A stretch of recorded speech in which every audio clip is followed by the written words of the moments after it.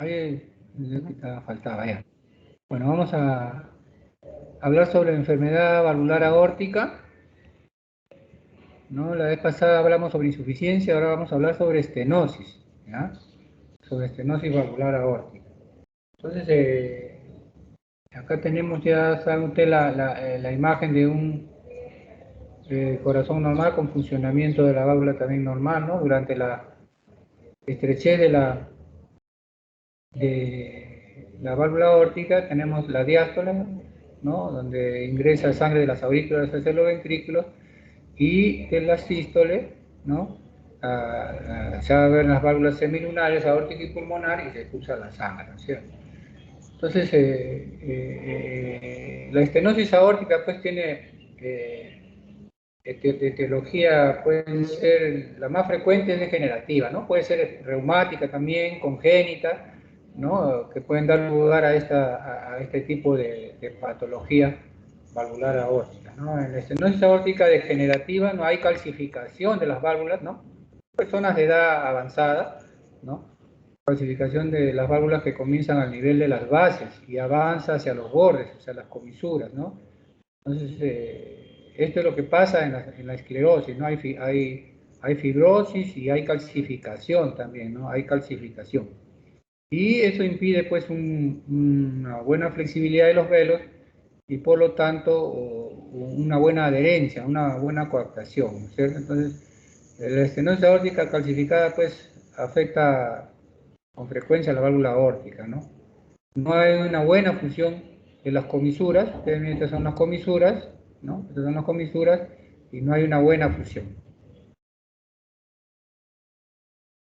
La estenosis valvular aórtica, como decía, la etiología son dos grandes causas de la estenosis, congénita, ¿no? Y adquirida. Las congénitas tenemos válvulas unicúspide, o sea, con un solo velo, bicúspide con dos velos, y tricúspide con tres velos, pero de tamaño desigual, ¿no? En la parte congénita, ¿no? En la adquirida, la calcificada, que es la degenerativa, la reumática, ¿no? Donde también hay causas raras, ¿no? Vegetaciones durante una endocarditis infecciosa. También cuando las vegetaciones anidan en los velos pueden producir o simular una estenosis valvular aórtica, ¿no? Las infestaciones son infecciosas obstructivas, ¿no? La enfermedad de Paget, la hipoproteinemia homocigota tipo 2, ¿no? El lupus eritematoso sistémico también se presentan, ¿no? Estas son las válvulas normal cerradas, ¿no? Miren ustedes cómo coactan bien los velos, y la apertura, ¿no? La apertura. La estenosis aórtica, ahí hay fibrosis, calcificación de los bordes, ¿no? Que impiden una buena adherencia, y la apertura también es menor, ¿no? El orificio es menor. Acá tenemos una adherencia de los velos, ¿no?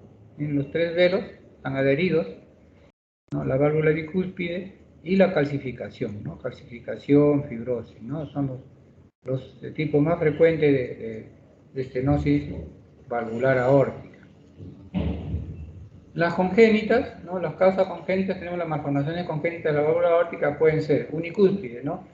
Puede originar obstrucción severa en la infancia, ¿no? Llegando a ser fatal dentro del primer año, ¿no? De vida. O sea, si no lo diagnostican estos pacientes, el niñito se va, ¿no? Son congénitos, pues, ¿no? Con desarrollo después de síntomas y signos de insuficiencia cardíaca y muerte súbita, ¿no? En los niños, ¿no? En la infancia. La bicúspide, ¿no? La válvula bicúspide es la más frecuente. Hola, sigue nomás, no te preocupes. La válvula bicúspide es la más frecuente, predomina en el varón, ¿no? Y suele dar manifestaciones a los 40, 50 años de edad, ¿no? Esta malformación pues produce un flujo turbulento, ¿no? Que es lo que vamos a ocultar nosotros al examinar al paciente, ¿no? Que lesiona las válvulas, ¿no? Ese flujo turbulento va dañando más las válvulas, ¿no? Generando pues fibrosis y calcificación, ¿no? O sea, endurece la flexibilidad de los velos, se pierde, y por lo tanto también la coactación de estos velos, ¿no? Produciendo pues una estrechez del orificio de salida de la válvula aórtica. En ocasiones puede ser asiento pues, de una endocarditis que produzca esencialmente regurgitación, ¿no? O sea, aparte de la estenosis, puede haber también esa endocarditis, ¿no? Que inclusive perfora los velos, como les he dicho anteriormente, y pueden producir una insuficiencia valvular aórtica también asociada a la estenosis. La válvula tricúspide, cuyas simoideas son de distinto tamaño, como les decía, ¿no? En las congénitas de tricúspide, pero de distinto tamaño, presentan pues fusión comisural y tendencia a la fibrosis y calcificación, ¿no? Esa es en cuanto a las congénitas. En las adquiridas tenemos pues de las más frecuentes es la valvulopatía aórtica calcificada degenerativa, ¿no?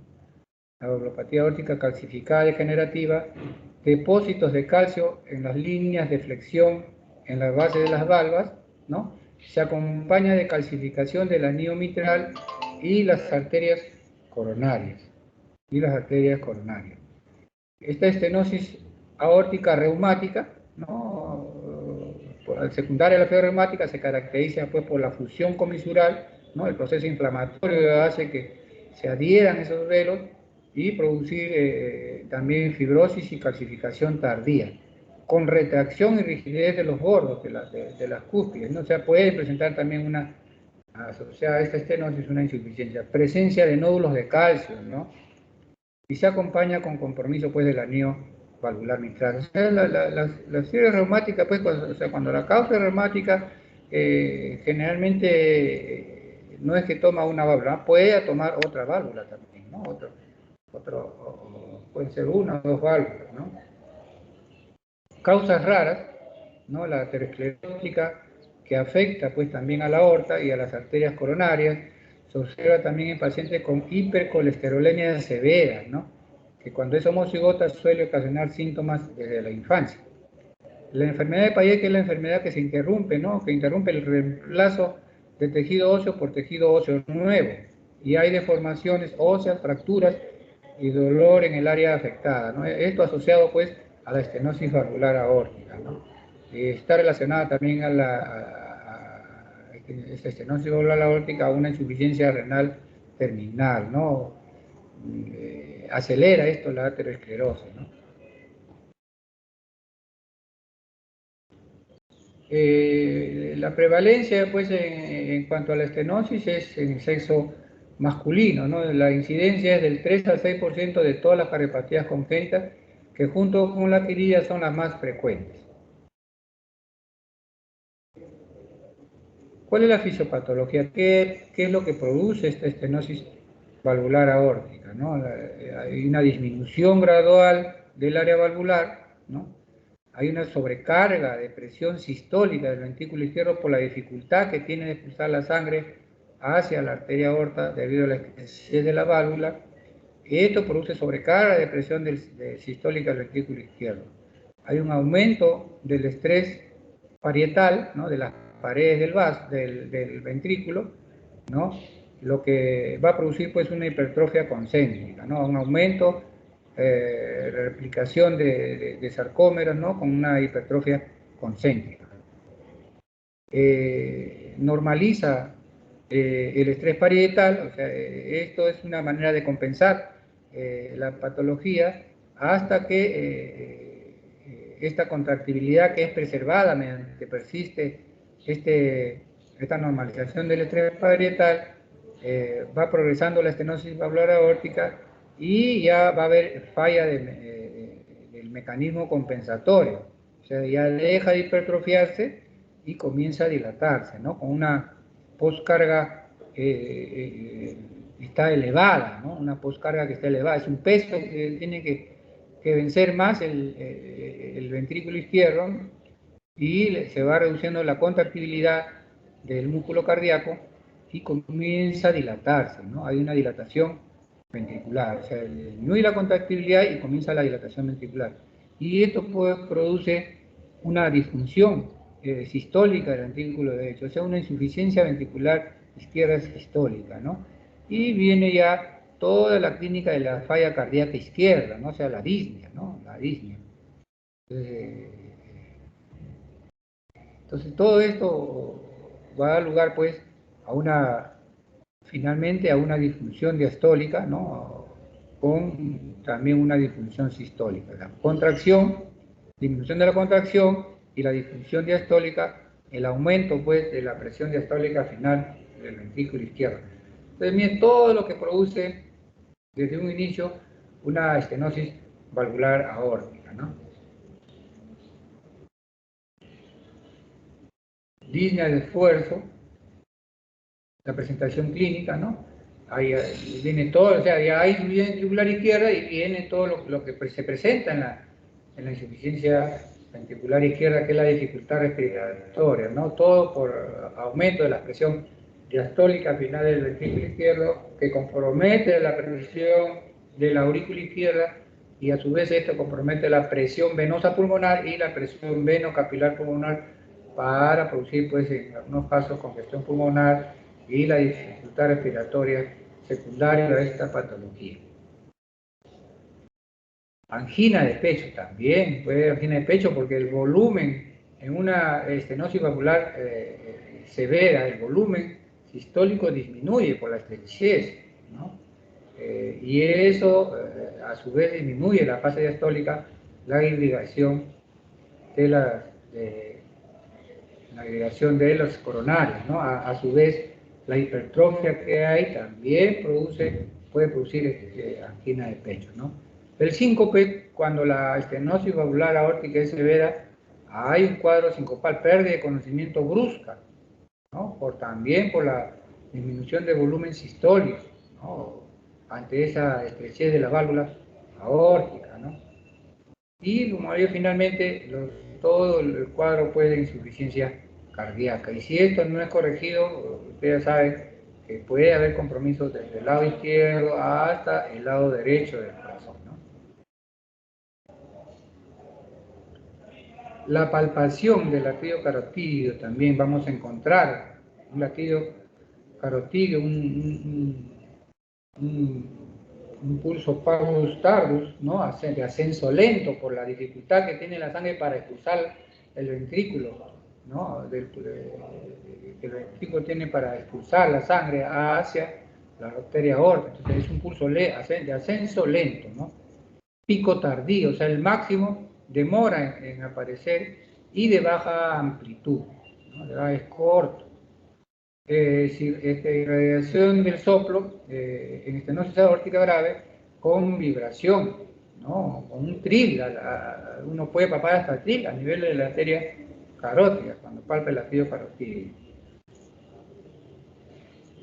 En la evaluación del soplo sistólico de intensidad máxima tardía, ¿no? El soplo es mesosistólico, o sea, la mitad de la sístole es la mayor intensidad, se irradia a las carótidas y puede irradiarse a la punta, ¿no? Que es el fenómeno de Gagliardini, simulando ser un problema valvular mitral, ¿no? Ese es el fenómeno de Gagliardini, que este soplo sistólico que se irradia al cuello, ¿no? Hacia las carótidas, también puede irradiarse a la punta, simulando pues un cuadro valvular mitral.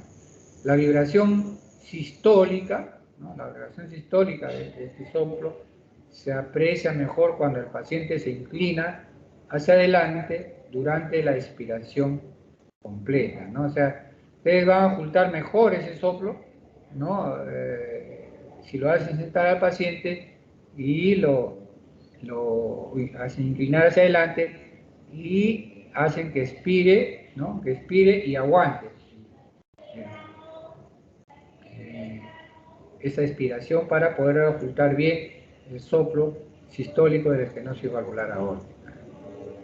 La evaluación del desdoblamiento del segundo ruido cardíaco, ¿no? En evaluación del desdoblamiento del segundo ruido cardíaco, este es útil, ¿no? Para excluir el diagnóstico de estenosis valvular aórtica grave, ¿no?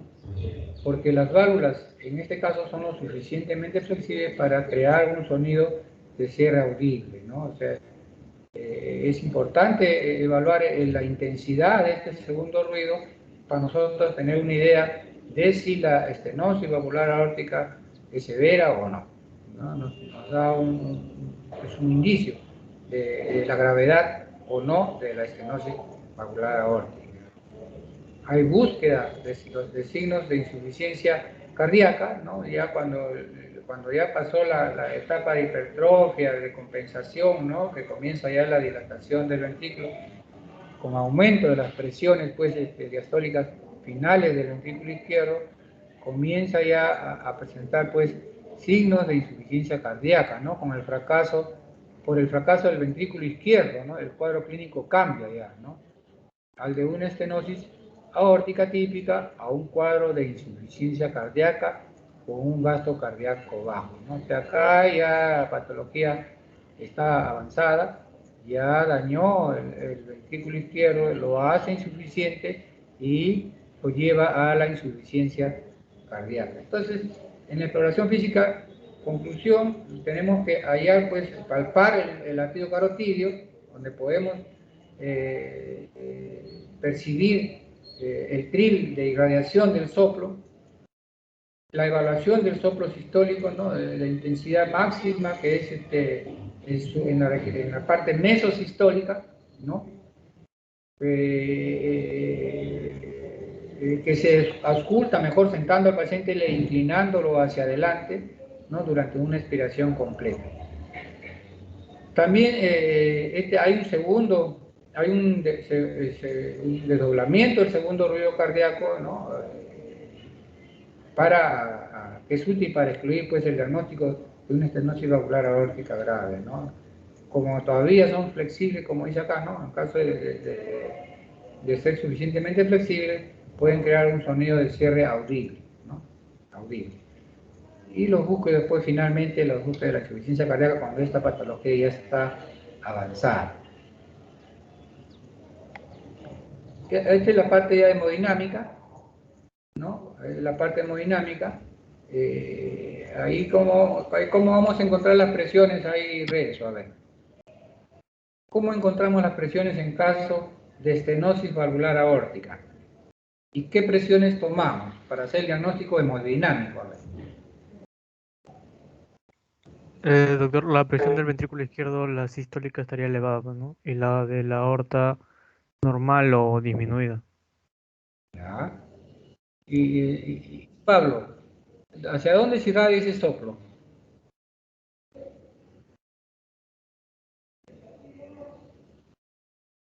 Pablo.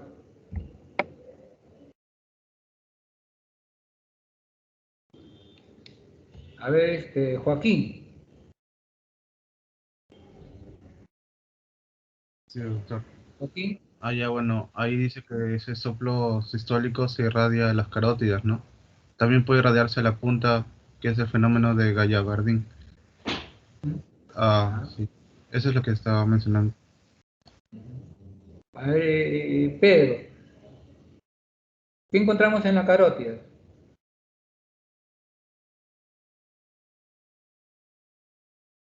Pedro.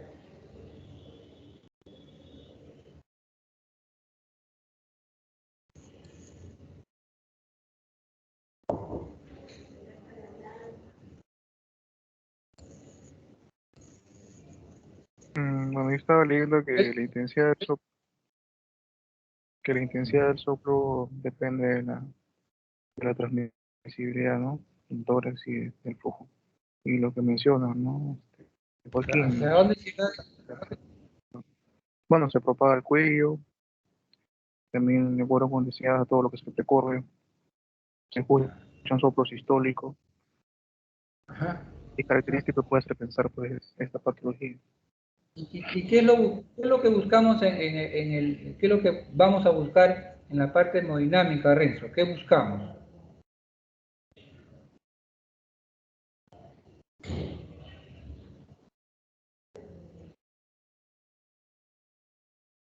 ¿Qué buscamos en la parte hemodinámica?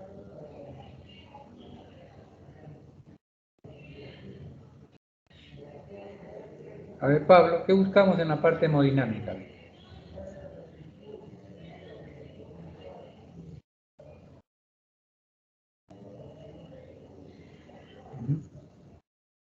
Joaquín. Sí, doctor. Podemos buscar la gradiente, ¿puede ser? en la parte hemodinámica o sea, hallamos la presión del ventrículo izquierdo, la presión sistólica y la presión sistólica de la aorta, ¿no? Y la Claro, eso es diferencia, vemos cuál es.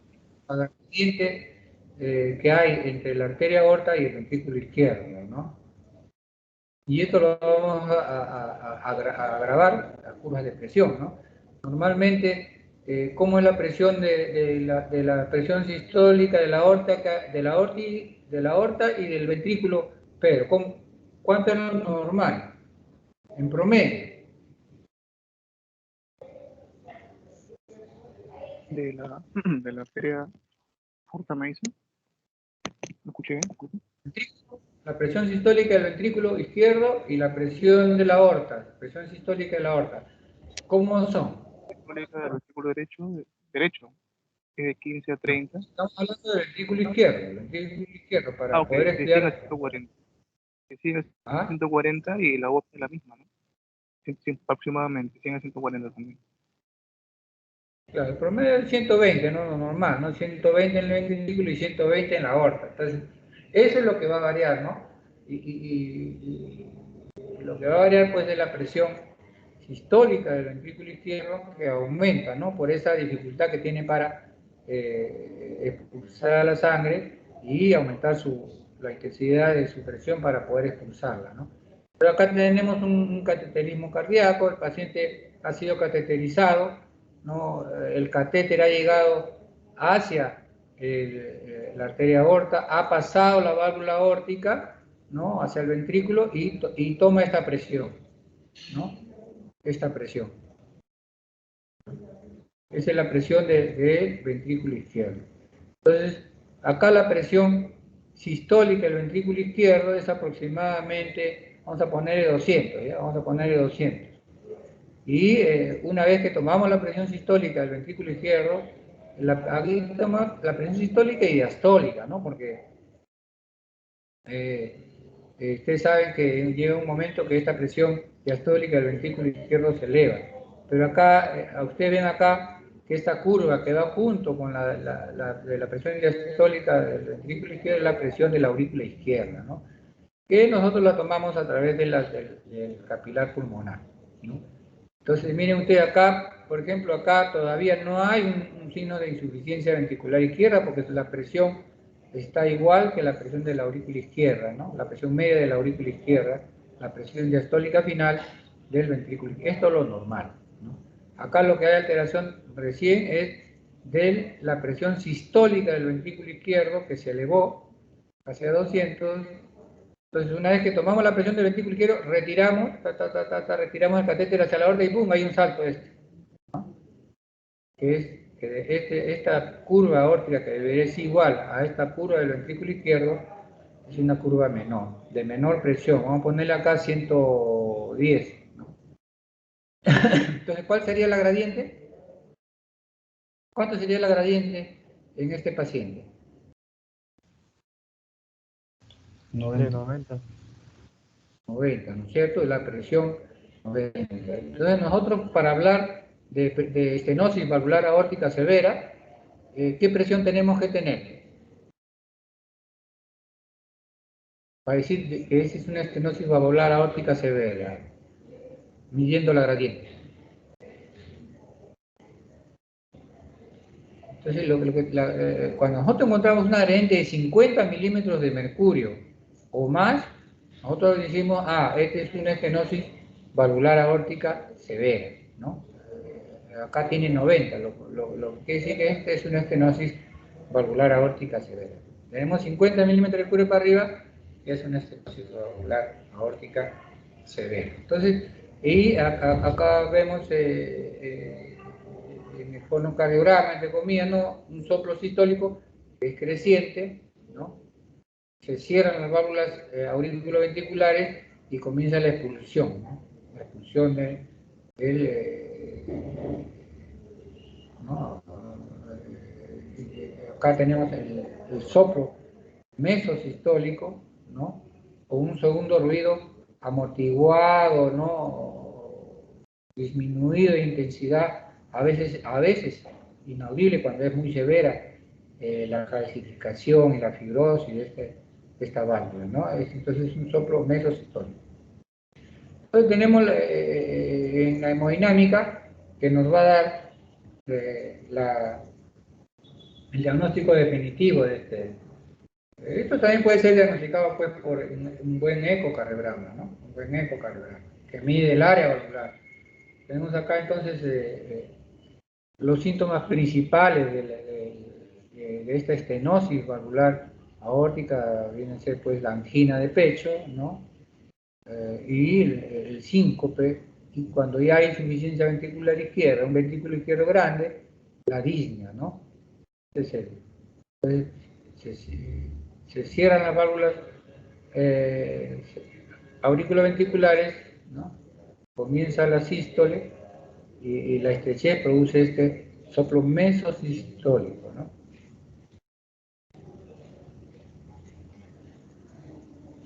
Entonces, ¿cómo es el soplo de la estenosis aórtica? Es un soplo sistólico de dirección, ¿no? Un ruido intenso, un soplo mesosistólico, ocultación recomendada de pie o sentado, ¿no? Tórax inclinado hacia adelante y en apnea, ¿no? Acá tenemos, hay que ajustar pues el foco valvular aórtico, el foco valvular pulmonar, la carótida, para ver pues la irradiación del soplo, ¿no? Hacia la derecha o hacia la izquierda. Los exámenes auxiliares, aparte del estudio hemodinámico, tenemos una radiografía de tórax, ¿no? Donde la silueta cardíaca es normal, con borde redondeado. ¿Y por qué es normal en estos pacientes esta silueta cardíaca, Renzo? ¿Por qué dice que es normal?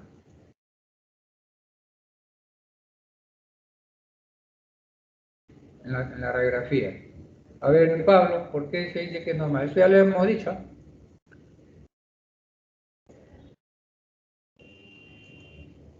A ver, Joaquín. Doctor, sí, es normal.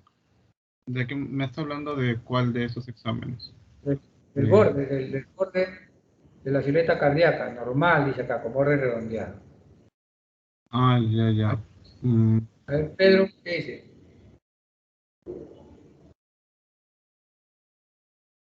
Entonces, acá dicen, no, silueta cardíaca normal con borde redondeado. ¿Por qué? Porque la hipertrofia del ventrículo izquierdo es concéntrica, ¿no? O sea, va hacia la cavidad ventricular y no hacia la parte de afuera, ¿no?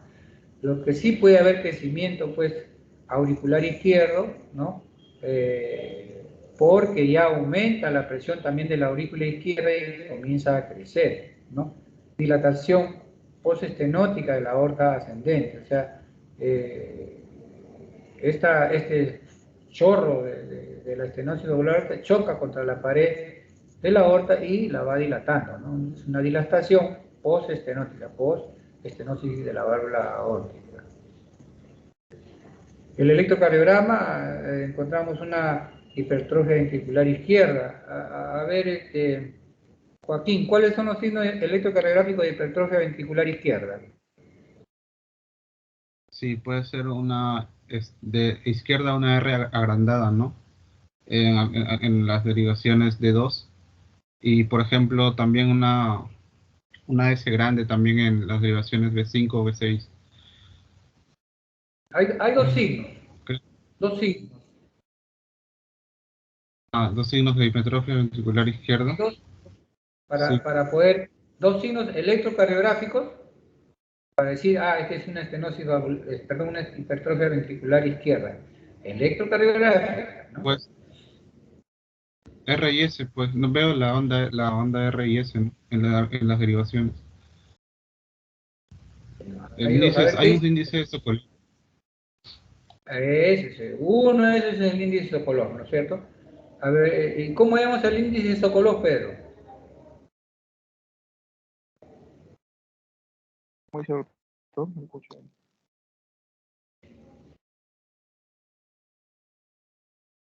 A ver, Pablo, ¿Cómo es? ¿cómo llamamos el índice de Sokolov?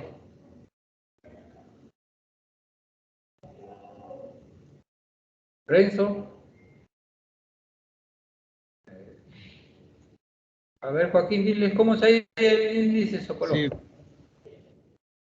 podemos sumar, ¿no? El R y el S, y si es mayor de 3,5 es positivo para hipertrofia ventricular izquierda, ¿no?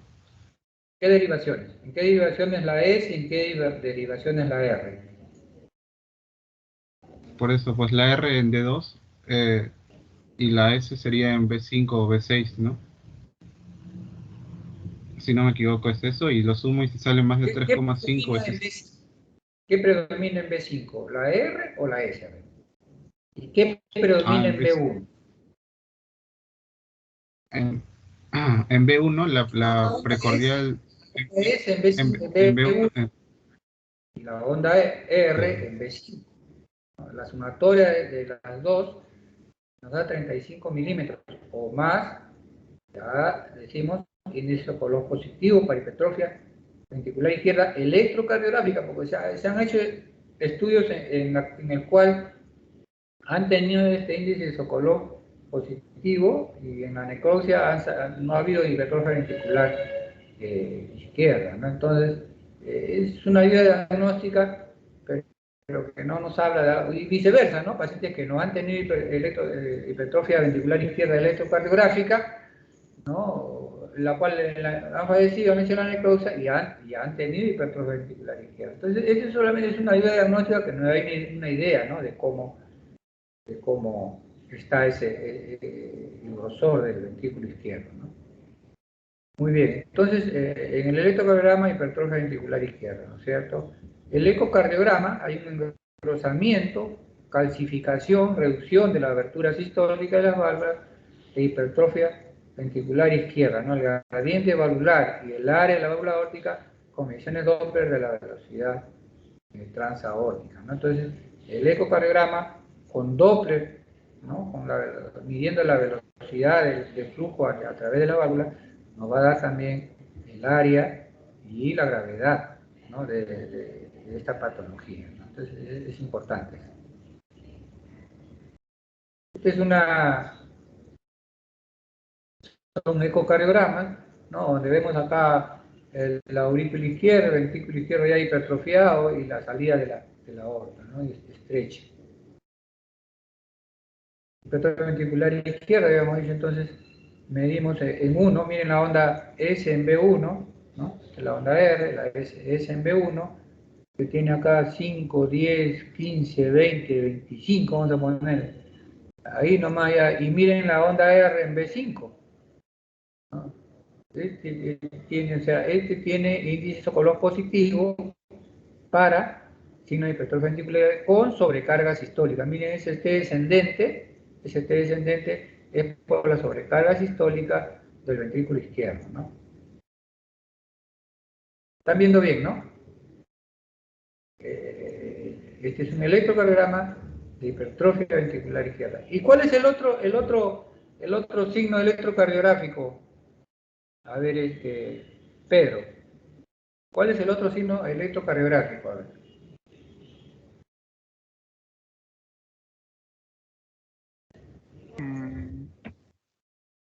Yo tengo entendido que T1, VL, V5, T alterado.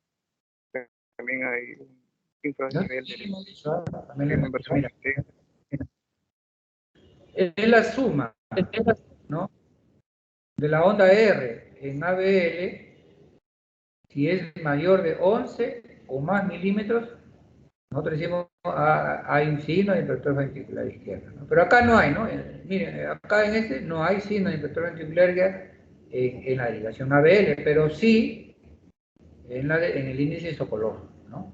O sea, no siempre son las dos. Puede haber una, puede haber la otra, o a veces las dos, ¿no? Pero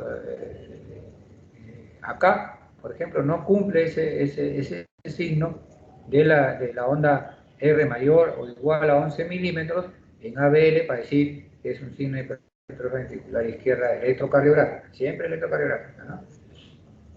Y siempre los signos pues, de hipertrofia con sobrecarga sistólica, ¿no?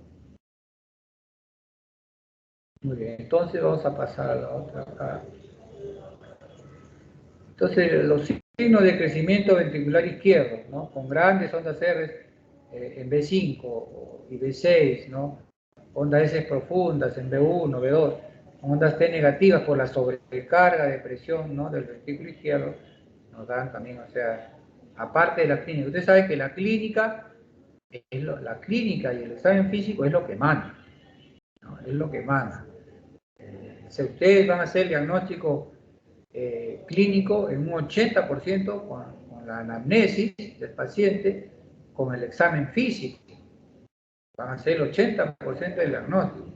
Y el otro 20% ustedes lo van a confirmar o lo van a dar, lo van a hacer con el 20% que son los exámenes auxiliares, ¿no?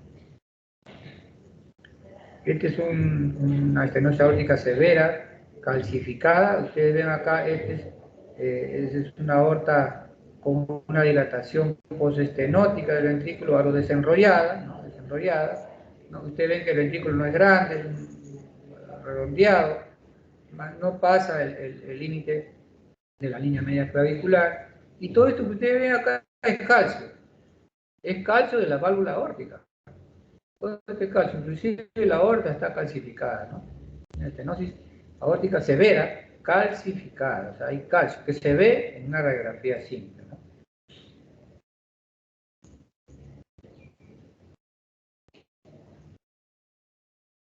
Entonces hablamos de estenosis valvular aórtica leve, cuando el área valvular aórtica es mayor de 1.5, ¿no? Estenosis valvular aórtica, con el área valvular aórtica es de 1 a 1.5, ¿no? Moderada. Severa cuando el área valvular es menor de 1 centímetro cuadrado, ¿no? Y esto lo confirmamos pues con el ecocardiograma, el ecodoppler, ¿no? Y cateterismo cardíaco, cuya finalidad pues es medir la gradiente valvular aórtica con evaluación de las arterias coronarias. O sea, esa es una coronariografía también para ver si hay lesiones coronarias con necesidad de tratamiento, ya sea percutáneo o quirúrgico, ¿no? Así como van a ver nosotros, ¿no? Generalmente entramos primero a ventrículo, ¿no?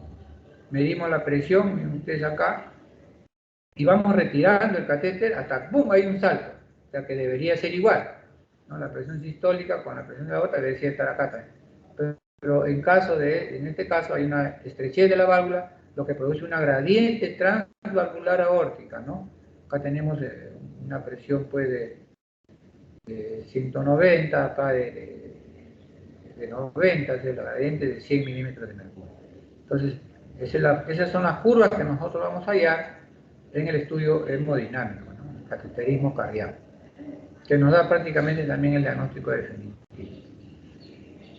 Es la presión, ¿no? Va aumentando la presión acá a nivel del ventrículo izquierdo por estrechez de esta válvula aórtica. Ya hemos visto esta curva, ¿no?, de presión, el tipo de soplo mesosistólico, se cierran las válvulas aurículo-ventriculares, se abren las semilunares aórtica y pulmonar, y en el área pulmonar se ajusta un soplo de mayor intensidad en la mesosístole, ¿no? En la mesosístole.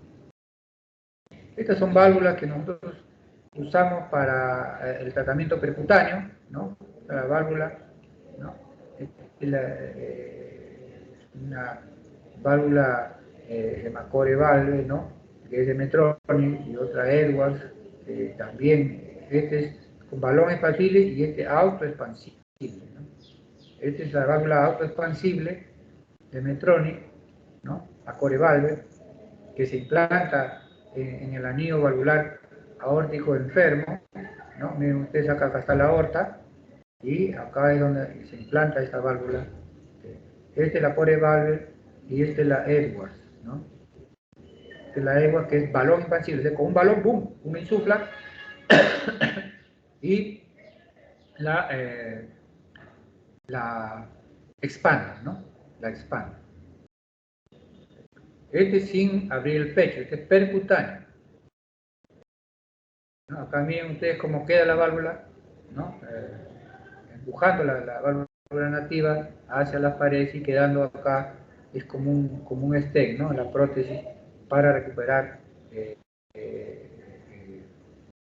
esa estrechez que tiene poderla romper y compensarla con este tipo de válvulas percutáneas, ¿no? Se entra pues por vía femoral, se llega hacia la arteria aorta, ¿no? Llega hasta la arteria aorta y luego, o sea, con una guía que llega al ventrículo, pasan este catéter con el stent ahí, con la válvula comprimida, y conforme se va liberando se va expandiendo, ¿no? Se va expandiendo.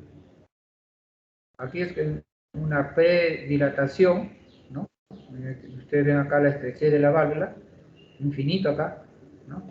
La estrechez de la válvula y que hay calcio, hay calcio, es una válvula calcificada, ¿no? La aorta, miren cómo sube el catéter, llega a la aorta descendente, pasa la guía, acá ustedes ven acá un alambre, esa es la guía a través del cual va el balón, y predilatamos, se predilata. Miren ustedes cómo ya rompió esas adherencias de la válvula, ¿no? Y luego de esto ya viene el implante de la válvula, ¿no? Para recuperar el área valvular aórtica y evitar la estresis. Mira, así queda, después que está expandido, ¿no? Y liberada, queda así, y miren ustedes la gradiente, ya prácticamente casi la igualó, ¿no? 194 en la arteria aórtica y en el ventrículo 198, ¿no? Entonces, ya no hay mayor gradiente, ¿no? Estos son los tipos de prótesis biológicas, prótesis valvulares mecánicas, ¿no? De dos discos, hay un solo disco, ¿no? Este es para que implantan marcapaso, ¿no? Estos pacientes a veces se compromete el tejido de conducción que está a ese nivel, ¿no? La misma presión del balón, la misma presión de la válvula protésica puede comprometer el tejido de conducción a nivel del nodo auriculoventricular y producir bloqueos auriculoventriculares. Por eso estos pacientes, no en todos, en algunos, ya se les implanta un marcapaso definitivo si es que la indicación está dada, ¿no? Indicaciones en los bloqueos auriculoventriculares. Indicación clase 1, bloqueo AB tercer grado a cualquier nivel, asociado con una bradicardia sintomática, necesidad de fármacos que puedan inducir bradicardia sintomática, ¿no? Periodo de asistolia mayor de 3 segundos, después de una ablación definitiva, un bloqueo AB posquirúrgico sin evolución, ¿no? Enfermedades neuromusculares, bloqueo de segundo grado tipo MOVIS 2, ¿no? con QRS ancho, ¿no? Entonces miren, esas son las indicaciones para el caso de bloqueos auriculoventriculares que pueden producirse después de una implantación de la válvula aórtica, ¿no? Acá ponen, este es el generador que va a generar el impulso eléctrico y que viaja sobre este cable, estimulando la aurícula y el ventrículo. Este es un marcapaso bicameral. Bicameral porque se pone a nivel de dos válvulas, de dos cavidades, ¿no? La aurícula y el ventrículo. Hay también marcapasos unicamerales, ¿no? Que tienen otras indicaciones, que se ponen solamente en el ventrículo. Ese es cómo implantan el marcapaso.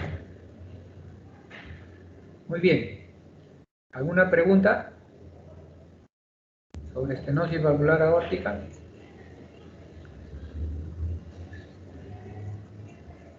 Un ratito voy a salir para que vayan copiando una historia clínica que ustedes van a desarrollar para que después me la presenten, ¿ya? Porque ya mañana terminamos.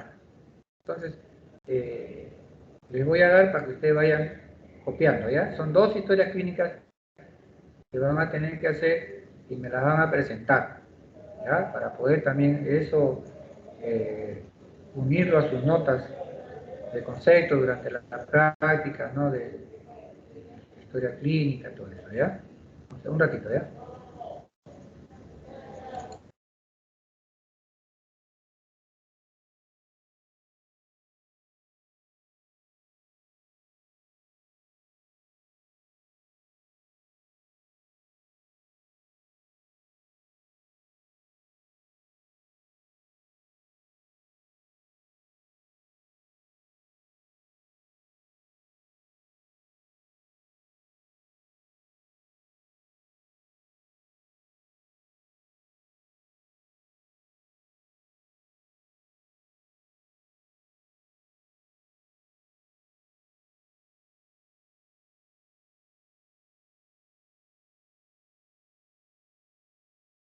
Aló, aló, Sí, doctor. aló. Sí, ya mira, ya no sale acá. Mañana vamos a hacer un repaso de un poco de electrocardiograma y ahí les voy a dejar las dos historias para que ustedes la desarrollen y me las manden después, ¿ya? Así vamos a quedar. Se la mandamos por correo, ¿no, doctor? Así es, ¿ya? No, ¿cómo se llama? Sí, por correo, pero, o te la mandan a ti y tú me la mandas a mí, ¿ya? A mi Ya, WhatsApp. ¿hay un plazo máximo para enviar eso? En Word, pueden ser unos 3, 4 días, puede ser hasta el viernes, por decir, les voy a esperar, ¿ya? Ya, doctor, no hay problema. Muchas gracias. Para que van con tranquilidad, ¿ya? Para poder Ya. también... Mañana la Pueden- clase, ¿a qué hora sería? mañana estamos martes, ¿no? Mañana, probablemente 7:30 también, ¿ya? Ya, doctor, no hay Probablemente. problema. En cambio, yo te aviso, ¿ya? Ya me avisa, ya. Gracias. Listo, así quedamos entonces. Cuídense, pues, cuídense y Ya, lean, ¿ya? gracias. Mañana entonces. Sí, doctor.